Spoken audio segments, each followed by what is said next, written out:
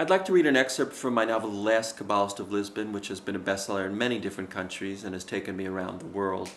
And it's about a family that lives through the Lisbon massacre of 1506, which actually happened. And it was a riot in which, or traditional pogrom even, in which 2,000 converted Jews were killed and burnt in Lisbon's main square. And it's the main square that still exists in Lisbon, of course. In this excerpt, the main characters are the narrator, Berechiah, who's a young Jewish manuscript illuminator living in Lisbon at the time, and his beloved uncle Abraham, the family's spiritual mentor, and Berechiah's younger brother, Judah.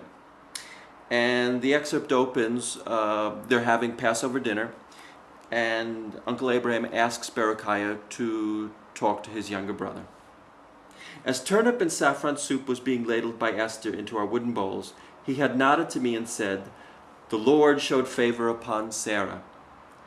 Uncle's words had been a cue for me to chant Torah from memory, beginning with that last verse in Genesis. In Portuguese, so Judah would understand, I began, "The Lord showed favor upon Sarah, as he had promised, and made good that he had said about her. She conceived and bore a son to Abraham for his old age, at a time." My uncle had me continue through the following 52 verses. Pausing only to wet my lips with wine, I recounted the story of Isaac, son of Abraham and Sarah, whose name means he laughed in Hebrew, a reference to Abraham's great pleasure at having been able to sire a son despite his 100 years of age.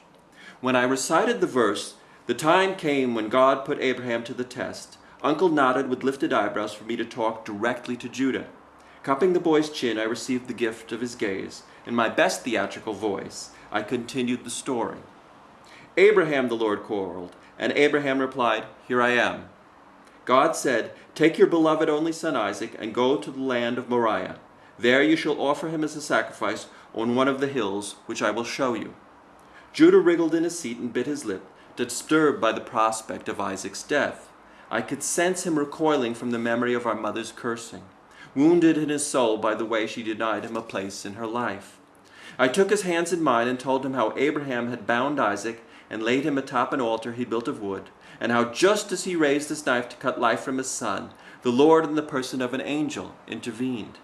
"Do not raise your hand against that boy. Do not touch him. Now I know that you are a God-fearing man. You have not withheld your son from me, your only son. I shall bless you abundantly and give you descendants until they are as numerous as the stars in the sky and the grains of sand on the seashore." Judah was hardly put at ease by this peaceful ending. His face swelled with yearning and for reassurance.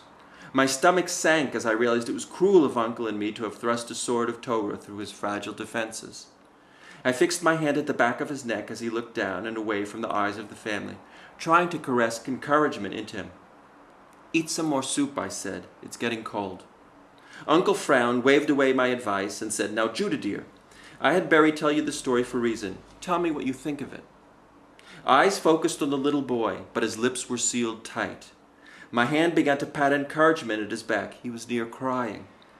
I stared at Uncle with bound anger, wanting to shout, "Hasn't he been through enough in 5 short years? Leave Judah alone, or so help me, I want to know what you think," Uncle prompted. "I will never judge you badly for telling me the truth. Never.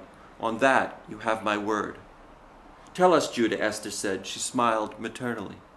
Mother was looking at him with a stony face, had begun picking nervously at the wisps of hair by her temples. When I pinched his neck for him to get it over with, Judah whimpered, "I didn't like it." "Me neither," I interjected.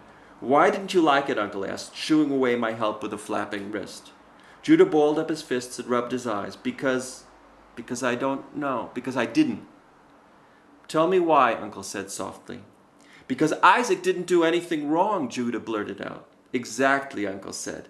He stood up and leaned toward the boy, his hands braced on the table. "Now I'm going to tell you a secret, Judah, and secrets are very powerful things. You must not tell it to anyone. It is only for us, all right?" Judah nodded, and his mouth fell open as if he were suddenly entranced. He loved Uncle's secrets. Many people say that this story means that sometimes it is necessary to make a sacrifice for God, my master began. A terrible sacrifice if need be. And on one level they are right. Abraham was willing to kill his son. Then there are some people who say that it is wrong of God to have asked this of a man, and wrong of the man to have agreed. Maybe they are right. I sometimes believe so myself. But here is the secret.